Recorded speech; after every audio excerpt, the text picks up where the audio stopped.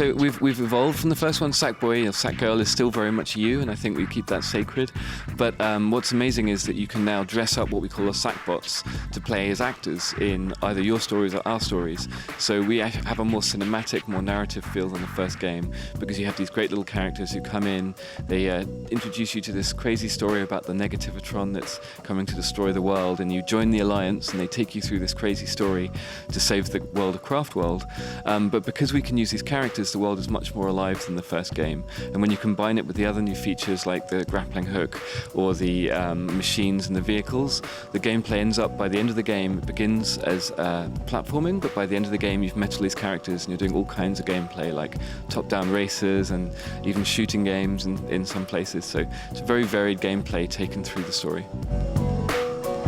So we're actually showing off the story mode, which is one of the most important parts of the game, I think, that never gets really talked about because the create is so important to Little Big Planet. But in the end, when you get our Blu-ray and you put it in your PS3, the story is the first thing you'll enjoy playing.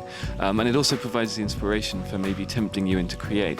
And then the other side of it is the music sequencer, which is the last new major create feature that we're showing off. And we've actually been rebuilding all of our levels using it because it's such a powerful tool, not just for music, but also for any kind of timeline editing or movie making that you could imagine. If you can use Poppet, if you can use Little Big Planet 1 tools, even the most simple parts of it, you will know how to make music. And what's great is you open up what we call a timeline, and it just starts at the left and time proceeds. And you can place onto it objects, whether they are parts of songs that we've given you, which will include many, we're including many pre-made songs in the game and you can remix them easily. Or you can actually go and edit individual notes, individual drum sounds. So I think it really caters to both sides. If you want to be super musical, you can make something amazing and then share it in the community. Or you can actually just go in and remix the tracks that other people have made. And when you combine that with the fact that any object in the world can be controlled from your music sequencer, so you can change the time of day, or you can make Sackbots get angry when the music changes, or something like that. We really don't know what the limits are of it, and we're looking forward to seeing what the community managed to do with this brand new tool.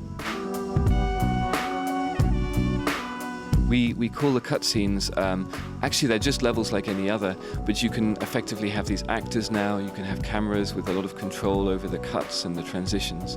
And just with those simple elements, people have been making traditional cutscenes, whole movies, and even interactive ones where your Sackboy can still take part in the cutscene.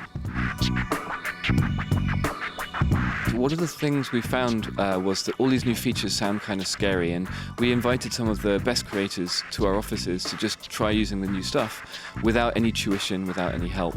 And one of them said to me, I don't feel like I'm an engineer, all this new features sound too complicated for me.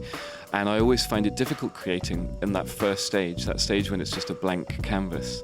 But what he found was, with the new features, it's actually much faster and much more rewarding to put stuff together quickly. So for example, Sackbots, you can have something running around your level, talking to you, wearing your DLC costumes, and making you laugh within 10 seconds.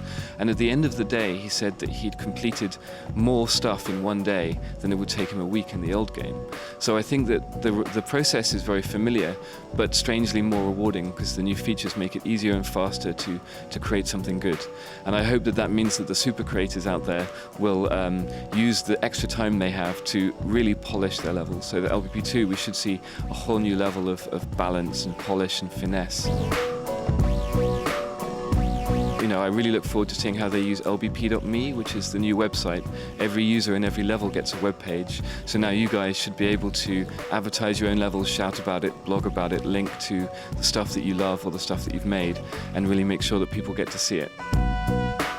So Little Big Planet 2 coming very soon to a PlayStation 3, this side of Christmas, as soon as we can get it done. I believe it's mid-November in the States and similar time worldwide, I hope.